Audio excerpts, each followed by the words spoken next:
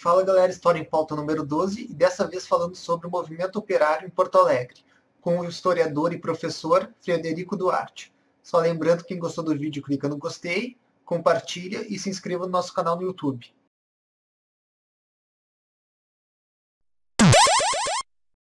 Aqui dos estúdios La Integração, direto de Porto Alegre para toda a América Latina.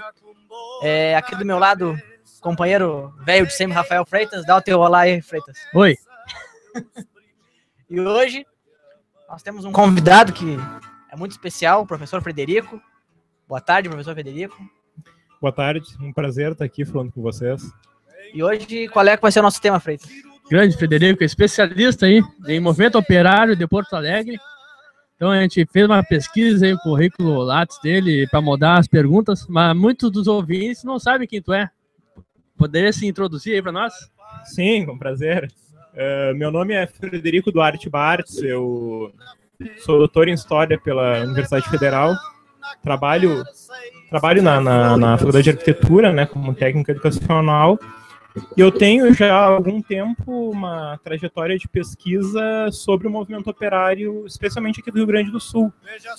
Eu fiz o meu mestrado, foi sobre o impacto da Revolução Russa no movimento operário gaúcho, né, entre 17 e 20, e depois disso eu resolvi ampliar um pouco minha preocupação de pesquisa, né, meu tema de pesquisa, e no meu doutorado eu acabei pesquisando como é que entre 17, né, que foi o início das grandes greves no Brasil, também o ano em que inicia a Revolução Russa, como é que entre 17 e 22 as ideias revolucionárias foram debatidas no movimento operário brasileiro, e como é que a partir desse debate se constituíram projetos políticos para que a revolução vencesse, né?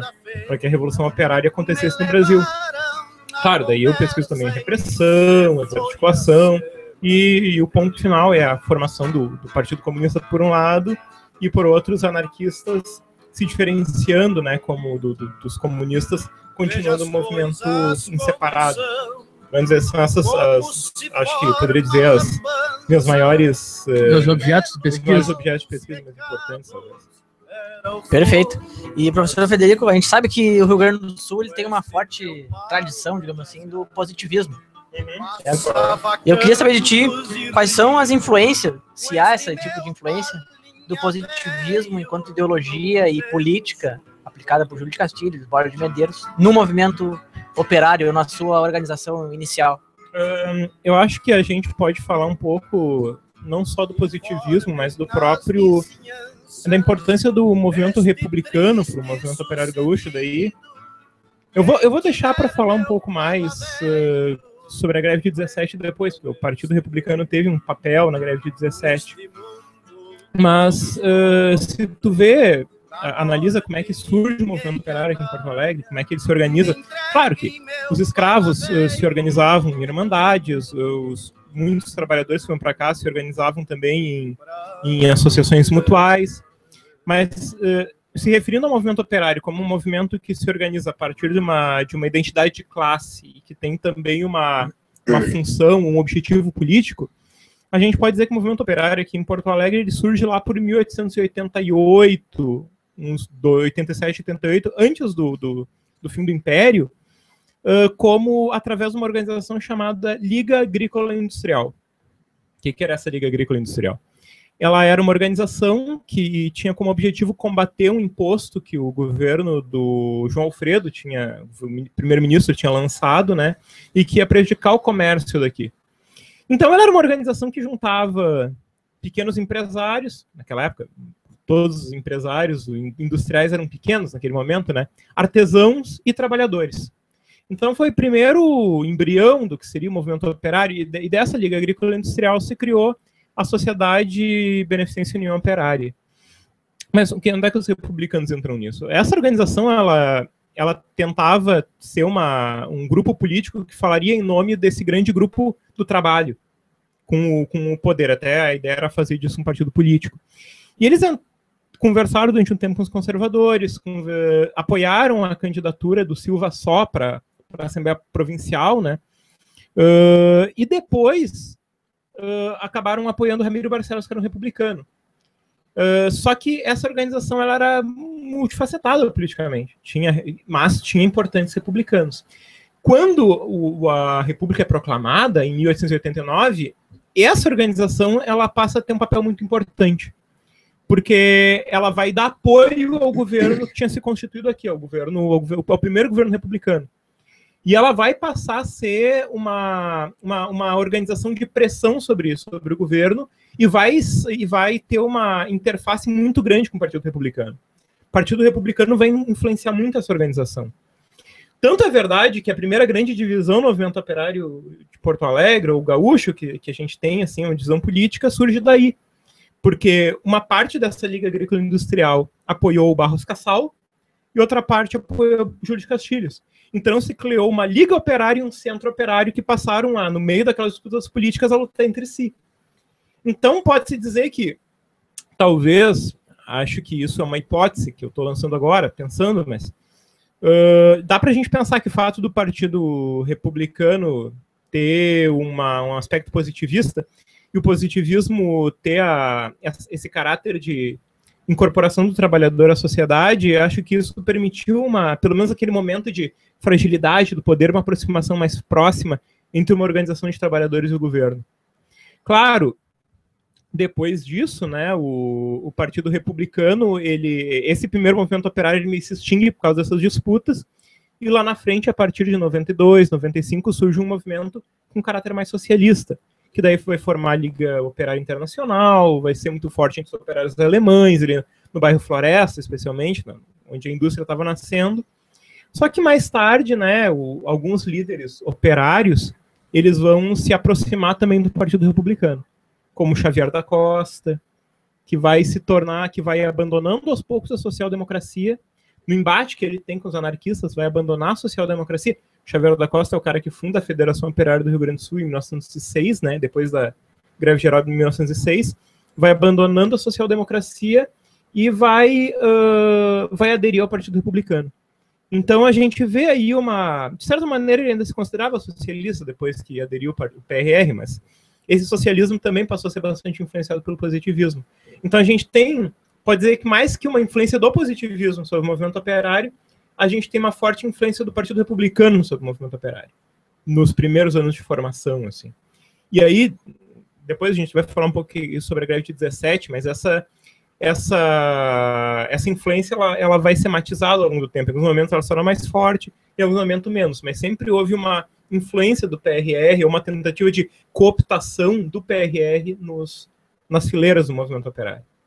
Só extrapolando um pouco o nosso roteiro aqui, e fazendo um link no nosso programa anterior, tu acha que a gente consegue historicizar a história do movimento operário de Porto Alegre desde antes da vinda dos imigrantes europeus para cá? Por exemplo, será que os quilombos pode ser um sindicalismo embrionário aqui no Rio Grande do Sul, por exemplo? Eu acho que a gente pode falar de uma grande história do trabalho, porque o imigrante era um trabalhador, assim como o escravo era um trabalhador, assim como o indígena também, que estava nas missões, eram trabalhadores, sabe? O trabalho indígena também foi usado, o trabalho escravo africano, então o peão na fronteira, na campanha, também era um trabalhador. Então a gente pode falar a longo prazo de uma grande história do trabalho que lança raízes na mais profunda história do Brasil, sabe? Lá para até antes do descobrimento.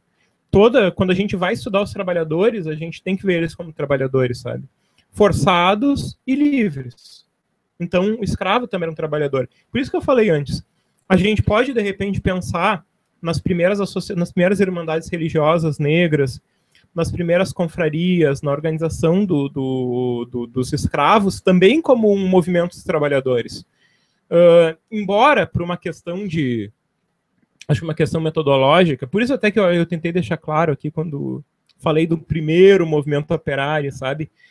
Como um grupo que se organizava como classe operária livre, com objetivos políticos, assim. Na verdade, o que eu estou falando mais movimento operário como um pouco de sinônimo de movimento sindical. Mas o movimento dos trabalhadores não se faz só de sindicatos, não se faz só de partidos. Ele se faz de toda forma de organização e resistência ao trabalho. E aí tu tem trabalhador escravizado, tu tem trabalhador indígena, tu tem trabalhador imigrante, tu tem trabalhador do campo, trabalhador da cidade. Então a história do trabalho tem que ser pensada a longo prazo. E o objeto da história do trabalho é a ação do trabalhador. Perfeito. Então vamos falar agora sobre essa greve de 17, que tu acabou de citar. Fala para nós, assim, o que ela foi, o que trouxe, como é que ela se organizou, qual foi o papel tanto dos trabalhadores quanto dos governos nessa época. Assim, a greve de 17 ela tem uma importância que, pelo menos na minha concepção, ela é fundamental. Embora em alguns momentos na historiografia brasileira eu acho que ela foi supervalorizada, não pelo momento, eu acho que ela continua sendo tão importante, sabe, mas alguns historiadores parece que cristalizaram a greve de 17 como grande momento do movimento operário brasileiro na Primeira República, e eu encaro a greve de 17 como um pontapé inicial que ia dar início a uma mobilização que ia se estruturar cada vez mais e de forma mais complexa. A greve de 17, ela está ligada diretamente ao movimento mais amplo de deterioração das condições de vida do trabalhador. A gente estava no momento da Primeira Guerra Mundial, né? Tu tinha um duplo movimento que é muito prejudicial para quem trabalhava naquele momento. Primeiro, tu tem uma deterioração do nível de vida, uma inflação dos preços, uma diminuição dos salários. Tu tem o assambarcamento dos produtos básicos, porque milho, carne congelada, aveia, batata, vários gêneros alimentares básicos eram exportados para a Europa, de uma forma ou de outra, especialmente grãos, né, que eles duram mais na viagem. Para quê? Eram exportados na Europa para sustentar os exércitos dos países europeus, e aqui esses produtos básicos eles encareciam muito. Então tu tem uma degradação das condições de vida do trabalhador desde o começo da Primeira Guerra Mundial. Ao mesmo tempo, em determinado momento, o preço dos gêneros industriais passou a ser muito caro para a gente no Brasil, porque a Europa estava produzindo outras coisas, né? Estava produzindo armas, balas de canhão, né? Então, os produtos industriais deixam de vir para cá. Então, tu tem também a formação, o crescimento de uma indústria no Brasil. Então, tu tem um trabalhador que trabalha cada vez mais e ganha cada vez menos e tem que comprar uma comida cada vez mais cara. Isso é uma receita explosiva.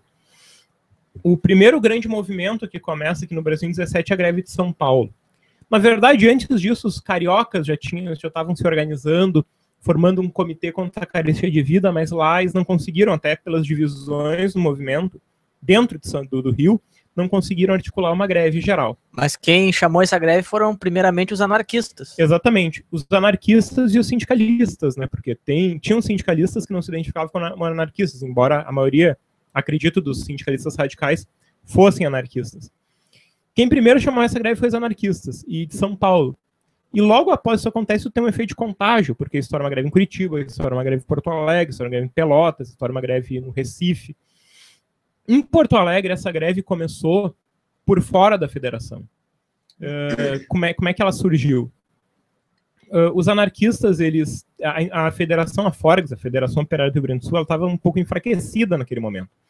Então os anarquistas chamam uma greve, só que eles procuram não expor o sindicato. Eles organizam uma organização, uma associação ad hoc, na hora, que é a Liga de Defesa Popular.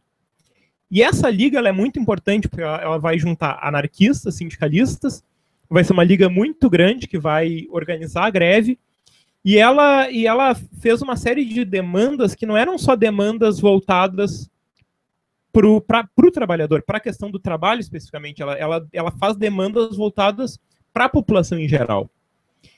Claro que pedem 8 horas de trabalho, pedem aumento de salário, mas pedem também diminuição do preço dos alimentos, pedem construção de mercados municipais para facilitar a distribuição de alimentos. E foi uma greve que parou Porto Alegre. Parou Porto Alegre ao ponto de só permitir que carros com a bandeira da Liga circulassem. E ela se impôs na cidade, a tal ponto que o governo teve que negociar com os trabalhadores. E o próprio Borges de Medeiros recebe no Palácio uma comissão de trabalhadores para negociar o fim da greve. Claro que depois disso a greve não foi decretada o fim imediatamente, mas as coisas ficaram um pouco confusas, porque o Borges lançou algumas recomendações, como aumentou o salário dos trabalhadores do Estado, esperando que os patrões que dos trabalhadores em greve fizessem o mesmo. Proibiu a exportação de alguns gêneros de alimento, para diminuir o preço dos gêneros de alimento. Então, a partir daí, a greve foi diminuindo até acabar, mas ela foi encarada pela maior parte dos trabalhadores como vitoriosa.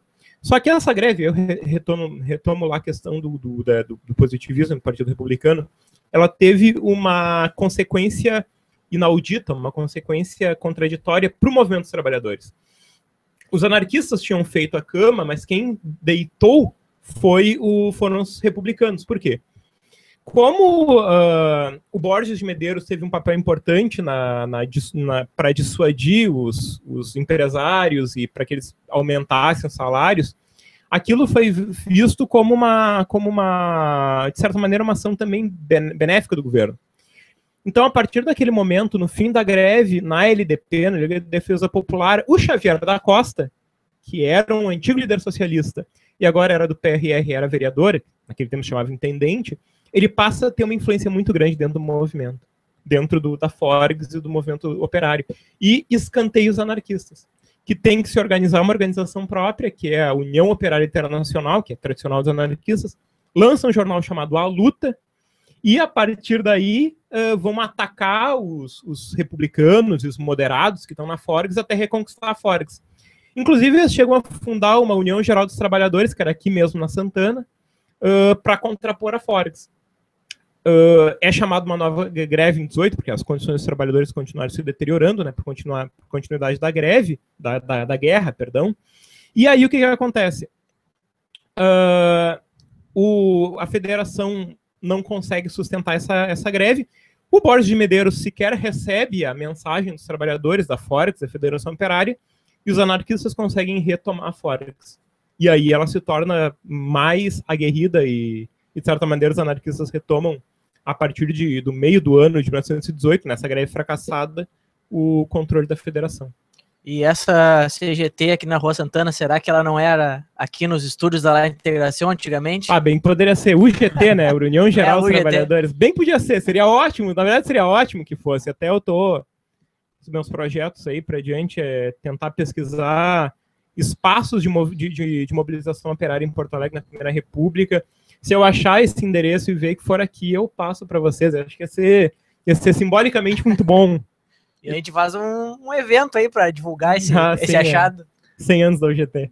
Você sabe quais são os sindicatos que foram protagonistas dessa greve aí, por exemplo, do Força e Luz? Sabe alguma coisa sobre isso? A gente tinha uma série de sindicatos em Porto Alegre. Acho que uma série de sindicatos, inclusive, foram fundados em 17. O problema é que os sindicatos naquela... Não era um problema, claro, era uma situação específica do momento. Os sindicatos, eles se articulavam e se rearticulavam conforme a ocasião. Claro que tinha alguns sindicatos que eram muito fortes e se mantinham ativos durante muito tempo, mas alguns deles se perdiam. Por exemplo, tu tem o sindicato da Força e Luz, que apareceu no fim de 18, que era do sindicato dos trabalhadores do bonde, da companhia elétrica, né? Tu tem, por exemplo, o sindicato dos marceneiros, o sindicato dos carpinteiros e classes anexas. E um dos principais sindicatos que foram protagonistas dessa greve era dos canteiros, que eram os caras que faziam pedra de cantaria, que colocavam pedra nas ruas. Esses sindicatos eram um sindicato que tinha um número muito grande de espanhóis anarquistas que circulavam pela América Latina inteira, e era um sindicato realmente que fez uma greve em março de 17 muito forte, e que foi como que uma avant-première da greve de 17 de julho, que aconteceu a partir de julho e agosto. E a Revolução Russa, qual foi o impacto nesse movimento de Porto Alegre? Hein? O impacto do movimento da Revolução Russa é o seguinte, as notícias naquela época elas circulavam muito rapidamente, apesar de não ter internet, de não ter televisão, nem rádio, né? As notícias circulavam muito. E os trabalhadores daqui recebiam as notícias de que os trabalhadores na Rússia estavam mobilizados, de que os trabalhadores na Rússia tinham na Rússia tinham se levantado contra o governo, se revoltado contra o militarismo da guerra, né? Essas notícias chegavam aqui. Tanto que na greve de 17, num comício gigantesco que teve na Praça da Alfândega, teve um trabalhador chamado... acho que era José Moll. espanhol, que falou o seguinte: assim como na Rússia de Gogol, na Rússia de Kropotkin, na Rússia de Bakunin, os operários se libertaram, estão lutando, aqui nós também estamos lutando. Então os caras recebiam muitas dessas informações. Claro que, à medida que o tempo passa e os fatos vão acontecendo, essas informações se tornam mais recorrentes e elas mudam de caráter. Tu tem, por exemplo, na Revolução de Outubro, em 17, a Revolução de Outubro despertou um enorme interesse dos trabalhadores do Brasil inteiro. Tanto que aqui em Porto Alegre, o Abílio Denequete, que era um grande admirador da Revolução Russa, ele vai mandar imprimir uma série de boletos escrito Comitê de Operários e Soldados Rio-Grandenses e vai distribuir em um quartel para os soldados de baixa patente para tentar juntar operários e soldados. Isso, obviamente, estava influenciado pela Revolução Russa. Nesse jornal A Luta, o jornal da UOI, da União Operária Internacional, tu vê referências à Rússia toda hora. E a partir de 19, é importante... Bom, a gente vai falar depois da União Maximalista, mas a partir de 19, tu tem no Rio de Janeiro a fundação de um primeiro partido comunista, que era, na realidade, uma grande frente ampla revolucionária. E essa em defesa da Revolução, né? E essa associação também vai bater aqui no Rio Grande do Sul e vai ser divulgado materiais dessa associação no Rio Grande do Sul. Então, o impacto é amplo e ele, de certa maneira, foi um catalisador para que o movimento operário aderisse cada vez mais a ideias revolucionárias e colocasse os seus objetivos mais radicalizados, pode-se dizer assim. Isso até 19, quando os trabalhadores tentaram a insurreição, que foi derrotada, né, e aí começa um retrocesso por causa da repressão.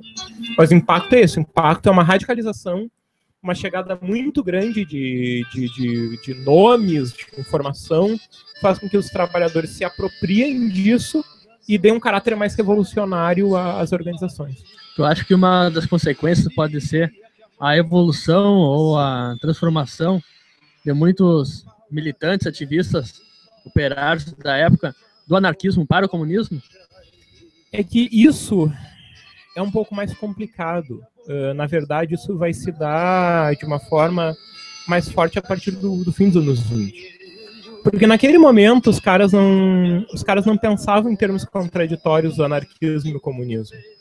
Na verdade, se pensava em uma grande frente ampla, uma grande frente de ação, uma frente de ação unificada, em que ia juntar sindicalistas, bolchevistas, anarquistas, socialistas, para lutar pela Revolução. Inclusive, no Rio de Janeiro, teve um cara que escreveu um artigo maravilhoso, que chamava Manuel Ribeiro, lá no jornal Spartacus, né? Que era o jornal dessa turma que fez o primeiro PCB em março de 19, que diz o seguinte: sindicalismo, anarquismo, bolchevismo são só palavras. No futuro, talvez o anarquismo seja o caráter moral da nossa sociedade, do nosso movimento. O sindicalismo vai ser a organização econômica e o bolchevismo uma organização política. Então, tu tem, na verdade, muito mais uma troca, uma circulação de informação do que uma conversão. Até porque, quando começa a vir aquelas notícias de que os anarquistas e bolchevistas estavam brigando na Rússia, lutando entre si, é um movimento que coincide com uma repressão muito grande ao movimento operário aqui no Brasil. Então tu não vai ter um tempo por uma grande adesão ao comunismo, até porque tudo começou a ser reprimido e tanto os simpatizantes ao bolchevismo, os simpatizantes ao anarquismo começaram a recuar. Tu vai ter uma certa desagregação e depois uma reorganização, os comunistas começam a crescer. Mas dá para se dizer que, muito mais que ajudar numa conversão de anarquistas ao comunismo, eu acho que esse impacto da Revolução Russa ajudou a dar um caráter mais revolucionário ao movimento operário. Perfeito. E um pouco após esse período de 1920, 30, já lá no final do Estado Novo, surgiu uma corrente teórica e política chamada trabalhismo. Uhum. Qual é a relação dessa corrente com os trabalhadores?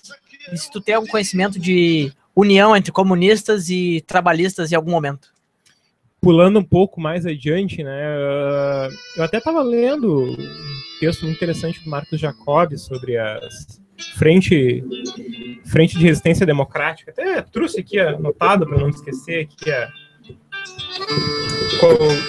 por exemplo, tu tem tu tem no fim dos anos...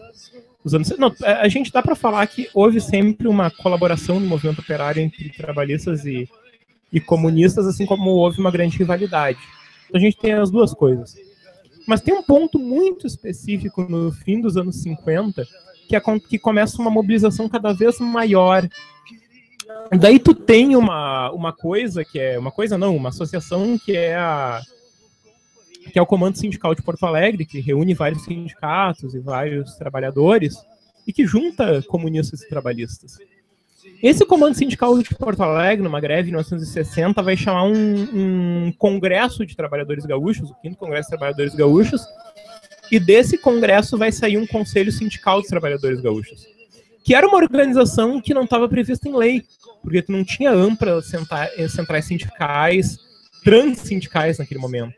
As associações, a organização sindical, depois do Estado Novo, era a partir profissional, tipo, de cima para baixo, assim, tu não conseguia se organizar horizontalmente. Isso foi uma proposta que saiu do movimento operário, que tinha tanto comunistas quanto trabalhistas. E em 61, quando tu tem a desistência do Jânio Quadros, né, quando ele sai esperando que o povo vai carregar ele nos braços, não carrega, né, e o João Goulart assume a presidência, é esse pessoal do Comitê Sindical de Porto Alegre, dessas organizações multissindicais, que vão chamar resistência, porque eles pensam que se trata de um golpe e vão chamar uma greve geral. E vai se formar uma comissão, um comitê de resistência que vai cobrar mesmo do Brizola uma posição, uma postura, para não deixar que um golpe ocorra. Então, de certa maneira, a gente pode até dizer que o movimento da legalidade começou com uma pressão operária. Depois, claro, o Brizola teve um grande papel como liderança, tudo, mas esse movimento mais amplo dos trabalhadores aqui em Porto Alegre, ele teve um papel muito forte e foi muito frutífero. Quando os trabalhadores se organizaram e se juntaram durante os anos 60, claro, sempre com diferenças importantes de posição e tal, até políticas, mas ele conseguiu ter muitas conquistas, pode-se dizer isso. Teve alguma liderança que tu conhece que veio do anarquismo, se tornou comunista e depois se tornou trabalhista? É que o período é muito alongado e às vezes os militantes eles tinham uma vida curta, uma vida de militância meio curta, até porque a repressão era muito dura. A professora Beatriz Lohner falando que a vida às vezes do militante, a vida política do militante tinha 8 anos, às vezes 7, 8 anos, o cara logo depois tinha que sair, né? Porque acabava se casando. Ou se casava, ou então não aguentava mais apanhar e ser preso, sabe? Claro, tem algumas figuras como o Friedrich Nietzsche, que veio pra cá em 18, 17, e vai permanecer militando no anarquismo até a década de 40, 50, até morrer. Mas são casos raros, né? Alguns anarquistas que vão flertar ou depois vão aderir ao comunismo, pode-se falar do Zenon de Almeida, que era uma grande figura anarquista que permanece anarquista já até o fim da vida, mas nos anos 30, quem representava melhor os trabalhadores aqui era o PCB e vai aderir ao PCB, né? Ou vai colaborar com o PCB. O Abílio de Nequete nunca foi anarquista. O Abílio de Nequete, até a gente vai falar um pouco depois, é um caso particular que eu acho que vale a pena a gente se alongar um pouco nele, mas tu vai ter algumas figuras, mas são figuras isoladas, assim, uma figura com uma trajetória tão ampla é mais difícil de se conseguir captar. Bom, antes de falar no Abílio de Nequete, né, vamos extrapolar um pouco mais além na cronologia aí do movimento operário. A gente discutiu um pouco sobre a influência do positivismo, do bolchevismo, do anarquismo, mas também há uma outra grande, forte influência, principalmente depois da década de 60, que foi a Revolução Cubana. Como é que tu vê esse impacto e também, essa influência da Revolução Cubana aqui, principalmente em Porto Alegre? A gente tem pouco material sobre Porto Alegre, então é difícil falar especificamente em Porto Alegre. O que eu estudei, até publiquei um artigo sobre isso, é que a gente vê a influência da Revolução Cubana, ela mudando ao longo do tempo. Por exemplo, antes de 64, a Revolução Cubana, ela foi recebida aqui, até por trabalhistas, por comunistas, pelo pessoal do PCdoB, como um caminho para aprofundar reformas. Por exemplo, a questão da guerrilha não estava na ordem do dia. Claro que a gente tem um movimento revolucionário Tiradentes, Francisco Julião e tal. Uma coisa mais relativamente isolada, se a gente pensar em termos mais gerais. Mas antes de 64, a influência da Revolução Cubana não estava diretamente ligada à expansão da guerrilha. Estava mais apontando para a necessidade da reforma agrária, se levar adiante as reformas de base.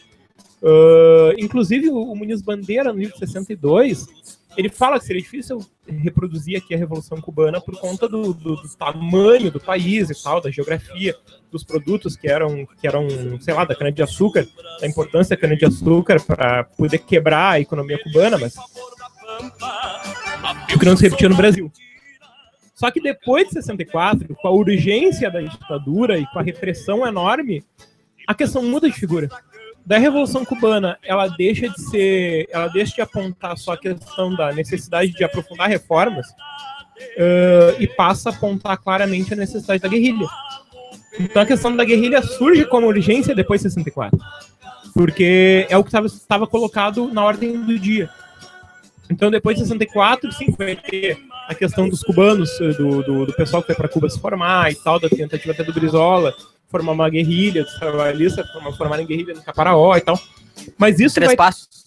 Também 3 passos. Mas isso vai estar mais claro depois de 64. Então essa influência da Revolução Cubana, ela muda antes e depois do golpe, né? Ela coloca questões diferentes. O que é uma coisa importante para pensar, né? A gente não pode imaginar uma influência externa de uma forma absoluta. A influência de alguma informação externa ou de algum movimento exterior que acontece, ela é recebida muito a partir das preocupações locais, né? Então acho que isso vai para a Revolução Cubana, vale para a Revolução Russa, Revolução Chinesa, e aí vai. E vamos aprofundar um pouco mais esse tema de 64, lembrando que ontem, ou hoje, né, fazem 51 anos do golpe. Hoje. Né? Hoje, 1º de abril, dia 1º da mentira. de abril, hoje, sim. Os militares tentam colocar como dia 31, né? Não, só pra... 1º de abril, 1º de abril. É o dia da mentira, é um dia até que o destino colocou. É uma mentira que tá quase se repetindo, né, segundo alguns. É uma mentira quando, que nem dizia o ministro do Hitler, aquele, né? Quanto Uma mais mentira sem ver se era verdade. Então fala um pouco para nós sobre quais as consequências imediatas, assim, e a longo prazo, durante os 21 anos de ditadura, para o movimento operário aqui em Porto Alegre. O que eu falaria para Porto Alegre, eu falaria acho que para todo o Brasil. Assim. Inicialmente, a gente tem uma repressão tremenda, a gente tem intervenção nos principais sindicatos, a gente tem uma troca de dirigentes históricos, comunistas e trabalhistas, por dirigentes mais fiéis ao Ministério. E a gente tem no final dos anos 60, por exemplo, em Osasco, em Contagem, uma tentativa de retomar o movimento operário a partir de trabalhadores muito jovens. Só que, como é 68, isso foi brutalmente reprimido, assim. E tu tem uma queda de atividade operária depois disso, que só vai ser retomada no fim dos anos 70. Mas aí tem um autor importante, que é o Marcelo Badaró Matos, que ele aponta uma questão fundamental, que tal do novo sindicalismo, que a gente tanto fala, que o PT seria o herdeiro, tal, no fim dos anos 70, ele foi constituído em boa parte também por trabalhadores que eram ativos antes de 64. Então, trabalhistas, comunistas que estavam ativos antes de 64, muitas vezes vão se deslocar para outras ações e tudo, mas a influência deles vai estar visível no reativamento do movimento operário no fim dos anos 70. Eu acho que para Porto Alegre eu colocaria uma coisa importante, que existem muito poucos estudos sobre o novo sindicalismo em Porto Alegre. Acho que uma coisa que eu coloco como necessário para quem estiver ouvindo e desejar pesquisar, é importante trabalhar no sindicalismo em Porto Alegre. Eu trabalhei um pouco, estudei um pouco o caso de Gravataí, porque cheguei a trabalhar lá durante um tempo, né? E no fim dos anos 70, tu vê, por exemplo, uma das formadoras do PT lá, que é inclusive a mãe do Arthur de Faria, o famoso músico, né? Ela é filha de um líder trabalhista. Então, tu tem algumas tradições que se mantêm subterrâneas, que se mantêm como rios que correm por baixo das correntezas e depois elas afloram. Eu me lembro que uma das primeiras reuniões lá, pelo que eu estudei, né, do movimento estudantil em Gravataí, ele foi feito no orquidário da cidade, e foi garantido por um cara que era da Brigada Militar e que era um trabalhista da cidade. Então, tem todo um movimento anterior a 64, que às vezes as pessoas permanecem, a insatisfação permanece latente, e no fim dos anos 70, quando o regime abre, né, abre inclusive por a pressão dos trabalhadores, vem à tona uma série de lutas, de demandas, e acho que era importante estudar isso em Porto Alegre. Tem pouca coisa escrita sobre isso em Porto Alegre. Era necessário também retomar esse ponto e se estudar o movimento operário em Porto Alegre nesse fim de anos 70, menos anos 80. Eu acho que isso é uma necessidade. Professor Frederico, então, vou fazer uma pergunta agora do ouvinte nosso, muito querido, o Adriano Viar. Fez a pergunta se é possível relacionar na vida de Nequete, tecnocracia e evidentismo, relacionar os dois. Né? A gente falou sobre Nequete, né, pessoal, é importante. A gente vai falar sobre maximalismo, sobre PCB, sobre comunismo, sobre também tecnocracia e evidentismo. É um tema muito amplo, né? Quero saber o que tu pode falar para nós sobre a Bíblia de Nequete. Eu acho que, eu até agradeço muito, eu tinha apontado aqui o movimento maximalista na folha aqui. Eu gostei muito dessa pergunta, sinceramente, eu me senti muito contemplado com essa pergunta, eu fiquei muito feliz. Eu acho que a Bíblia de Nequete é uma figura fundamental da história do nosso movimento operário e ele é muito pouco conhecido, muito pouco valorizado até. Depois até eu quero falar umas palavrinhas em geral, assim, sobre o movimento operário e cidade, assim. Eu falei aqui sobre que o GT ficava aqui na Santana, depois eu quero, nas minhas considerações finais, talvez fazer uma provocação, assim. Mas, bom. Opa, esse é o intuito do programa, história, educação e polêmica. Certo. Então, a Bíblia de Nequete, ele era um imigrante libanês. Ele chegou aqui em 1903, se eu não me engano. Ele chegou muito jovem, tinha uns 15 anos de idade. E ele é de uma família ortodoxa. Ele se formou como um cristão ortodoxo. Ele até, pelo que diz o filho dele, num livro de memórias, escrito muitos anos depois, ele estudou numa escola paga pelo czar da Rússia. E essa religiosidade dele marcou muito toda a trajetória dele. Quando ele chegou aqui no Brasil, a partir do Porto de Rio Grande, ele acabou procurando o pai dele, que era o Miguel Nakat, porque, na verdade, o Abílio de Nequete, o nome dele original é Obdo Nakat, né? Mas ele foi aportuguesado quando ele chegou aqui.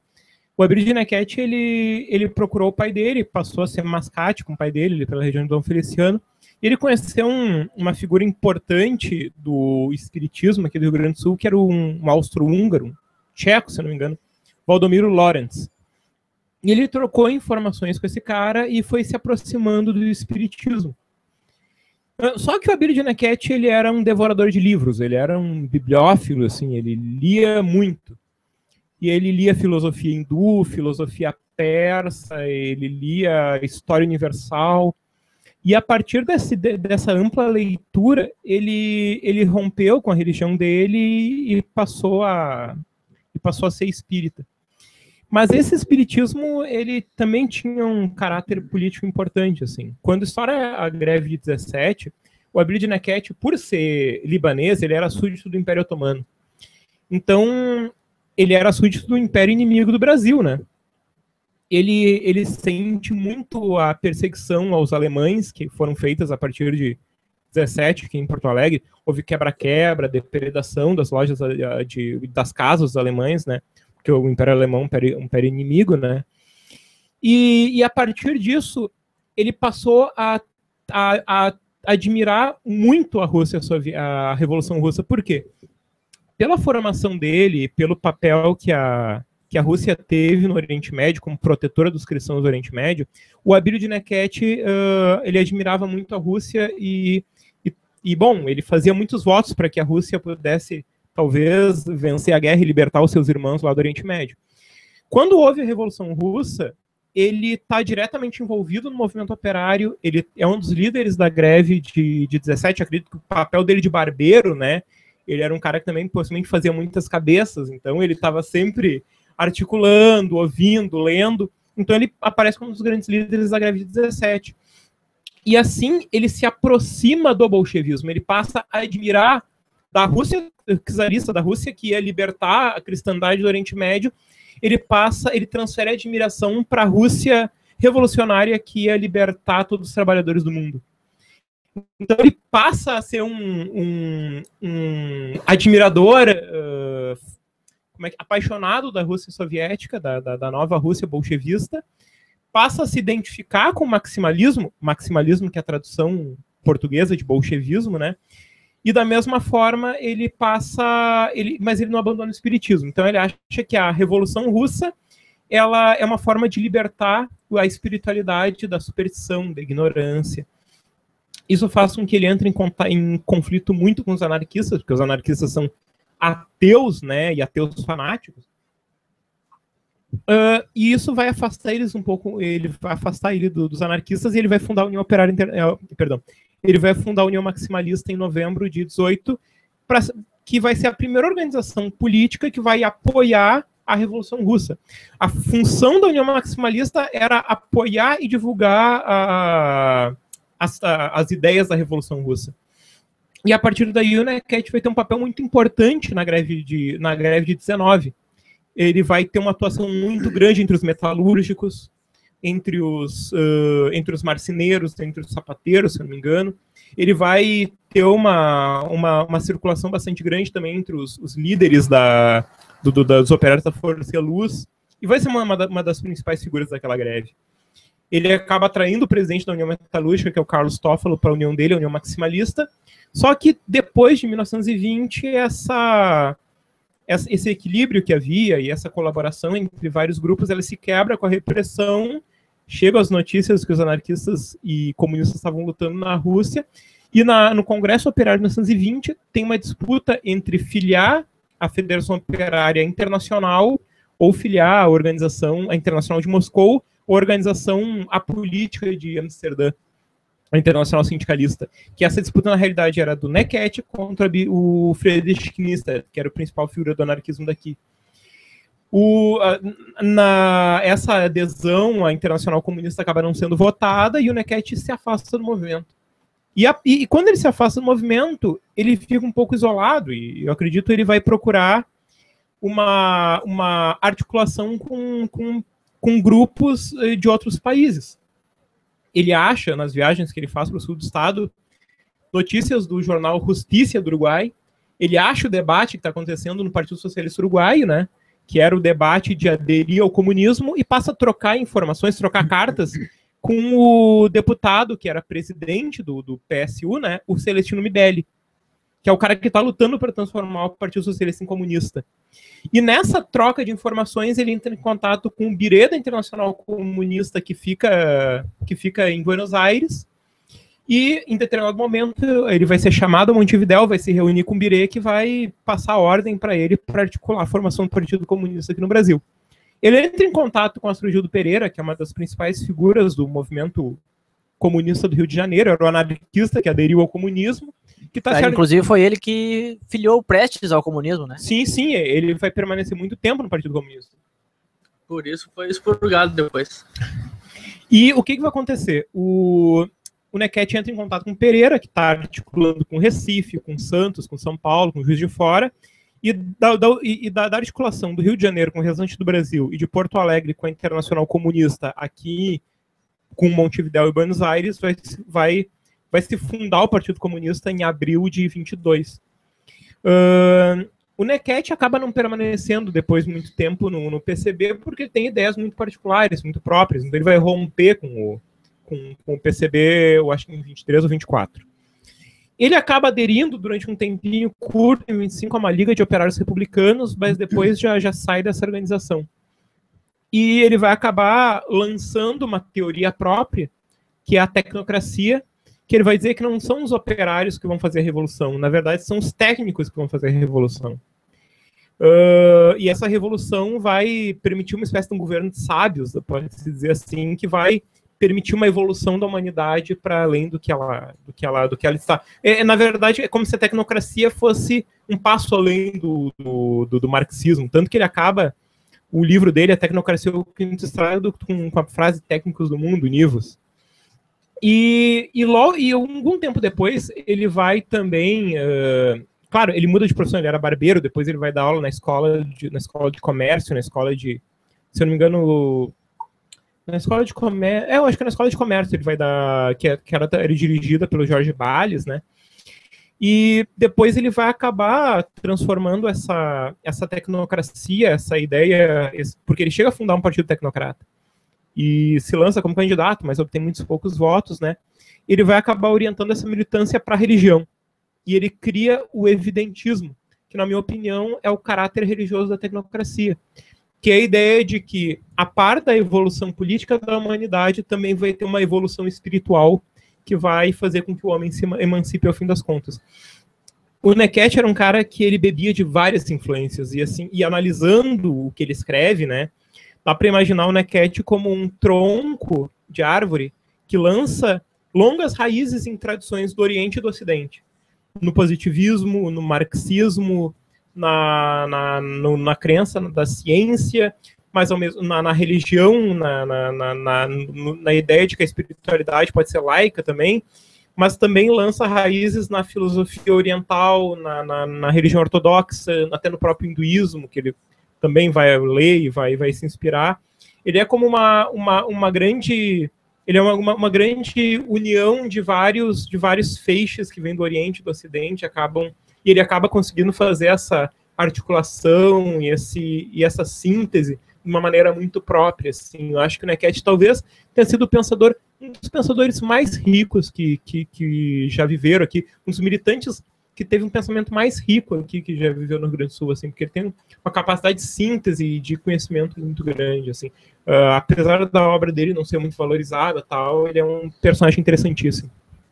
Perfeito, nós já vamos encaminhando aqui o final do programa. Infelizmente, um espaço de tempo pequeno para debater tantas coisas tão interessantes sobre o movimento operário em Porto Alegre, né, e talvez Rio Grande do Sul e Brasil. Já fica o convite para o professor Frederico voltar aqui para a gente falar mais sobre o assunto. Opa, muito obrigado. E encaminhar as considerações finais do professor. Eu acho que a brincadeira minha da provocação que eu disse é o seguinte, eu acho que muitas vezes a gente anda pelas ruas de Porto Alegre e não vê nomes de trabalhadores. Eu acho que não tem nenhuma rua com o nome de Policarpo Ibernon Machado, de Abílio de Nequete, de Friedrich Nietzsche, de Policarpo... já foi Policarpo Ibernon Machado, de Zenon de Almeida. E a gente vê nome de ruas de industriais, de proprietários, de grandes empresários. Acho que a gente tem que tomar consciência de que Porto Alegre também tem uma história operária. Trabalhador também tem história, trabalhador também faz história. Eu acho que é fundamental que a gente resgate os espaços onde esses sujeitos militaram. Porque, por exemplo, tu tem atualmente todo um movimento de revalorização do bairro Floresta, né, como um bairro... tipo um sorro porto-alegrense, um bairro de intelectuais, de artistas, né? Mas, por exemplo, tu tem a valorização de um bairro operário e tu tem um apagamento da memória operária.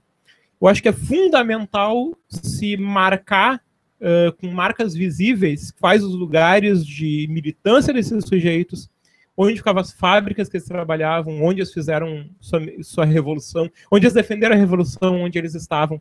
Eu acho que é necessário impregnar Porto Alegre numa memória operária. Eu acho que o que falta hoje de memória operária nessa cidade é escandaloso. Baseado nessa tua provocação, eu já lanço um desafio, tanto para o nosso grupo de estudos, como para os nossos ouvintes e como professor também. Vamos tentar mudar o nome da rua de Cristóvão Colombo para Abílio de Nequete. Bah, seria maravilhoso. Não, eu digo o seguinte, olha, eu acho até que seria mais... Acho até que seria não mais... pode essa ideia.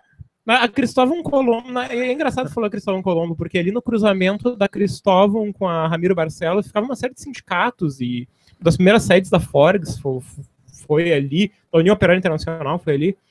E talvez, eu acho que seria mais justo mudar a Conde de Porto Alegre, que era a rua onde ficava a União Maximalista, e hoje, infelizmente, fica um estacionamento, mudar para Abílio de Nequete. Acho que poderiam ter ruas com o nome de Abílio de Nequete, Polidoro Santos que morava na 24 de outubro, né? Podia ter uma transversal da 24 de outubro com o nome de Polidoro Santos, né? Eu acho que esses nomes têm que estar presentes na cidade, acho que é fundamental. E a memória desses sujeitos tem que estar presente para mostrar que o trabalhador também tem memória, e quando a gente luta hoje, a gente não começa do zero. Freitas. Só dando a despedida final aí, lembrando que a nossa ouvinte, professora do Ceará, Aline Juste, mandou um grande abraço aí pro padre Fábio de Mello. O que tu acha disso, Fábio? Eu acho que ela se confundiu, porque eu não sou padre. Tá fazendo um artigo pro nosso blog aí, em breve vai ser publicado, relacionando literatura e história, né? Estamos aguardando. Então é isso. Maravilha. Grande abraço a todos aí, obrigado pelo apoio de todos e boa tarde.